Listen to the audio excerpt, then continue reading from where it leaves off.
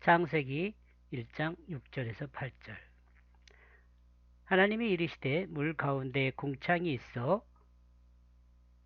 물과 물로 나뉘라 하시고, 하나님이 궁창을 만드사 궁창 아래의 물과 궁창 위의 물로 나누게 하시니 그대로 되니라. 하나님이 궁창을 하늘이라 부르시니라. 저녁이 되고 아침이 되니 이는 둘째 날이라. 첫째 날에는 빛을 창조하신 내용에 대해서 나왔습니다. 그리고 이 빛에 대해서는 말씀과 빛이 같은 언어임을, 같은 의미를 전달하는 언어임을 생각해 보았습니다. 이제 6절 좀 진하게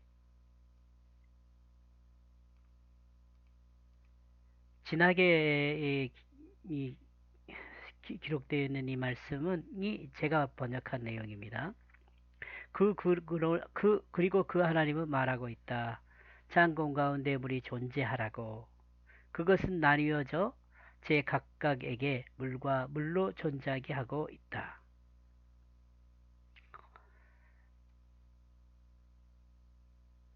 말씀이 창공 가운데 물이 존재하게 했습니다.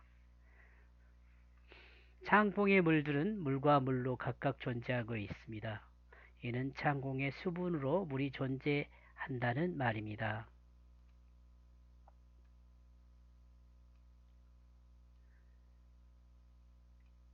우리는 물을 액체로 분류합니다. 그러나 말씀이 물을 존재하게 했을 때 마치 기체와 같은 상태였다고 생각할 수 있습니다. 그 사람들은 물을 기체로 하지 않습니다.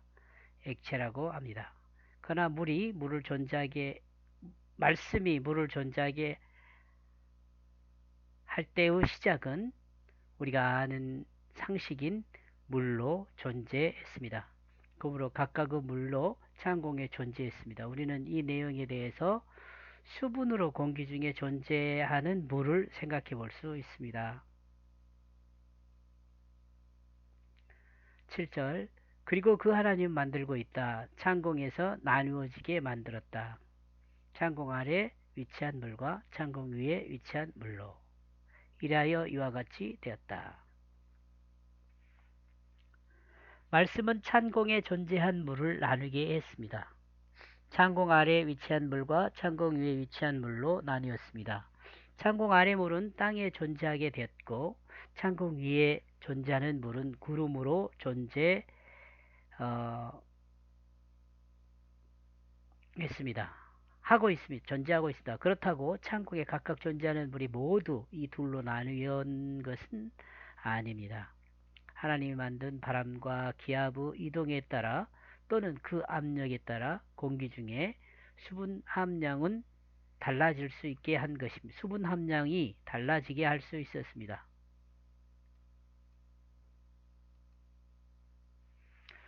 수분 함량이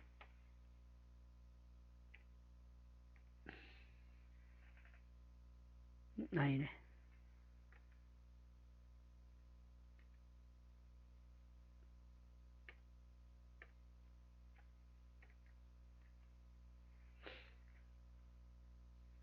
수분 함량이 달라질 수 있게 한 것입니다. 그러므로 창공에 각각 물로 존재하는 수분과 구름과 땅의 물로 나뉘게 된 것입니다. 이는 기압이 있게 한 것으로 생각할 수 있습니다.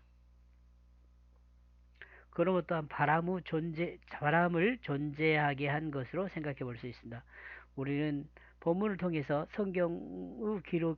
성경에 기록되지 않는 창조가 있음을 알 수 있게 합니다.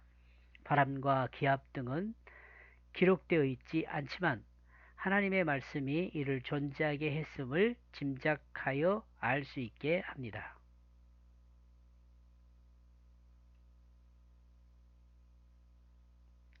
하나님은 창공을 하늘이라 이름하고 있습니다.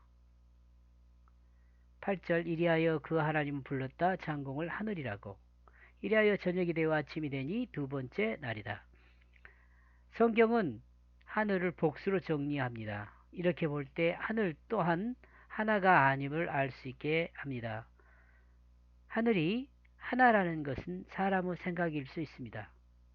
우주에는 여러 하늘이 있다는 것으로 것으로 성경이 하늘을 복수로 정리하고 있기 때문에 우리는 생각할 수 있습니다. 이런 점에서 성경이 말하는 하늘은 은하를 이야기하고 있는지 모릅니다. 우주 안에 있는 각각의 은하를 하늘이라고 성경은 기록하고 있다고 볼 수 있습니다. 하나님이 첫째 존재하게 한 시간의 질서가 작동되고 있음을 알 수 있게 합니다. 말씀이 존재하게 한 피조물은 하나님의 뜻을 따라 만들어진 그 질서의 진행을 시작하고 있습니다. 말씀인 그 빛이 영의 원동력이라면 물은 육체의 원동력이라 할 수 있습니다. 하나님 말씀의 인도를 따라 우리는 새 창조 곧 거듭남의 길을 인도받게 됩니다. 그리고 하나님의 뜻을 따르는 육체와 육체의 정욕을 따르는 육체로 나뉘었던 육체가 하나님의 뜻을 따라 거듭나게 되면 하나님의 뜻이 육체를 사용하는 새 생명이 됩니다. 이런 새 생명이 되는 것을 거듭남이라고 하죠. 거듭남, 새 생명.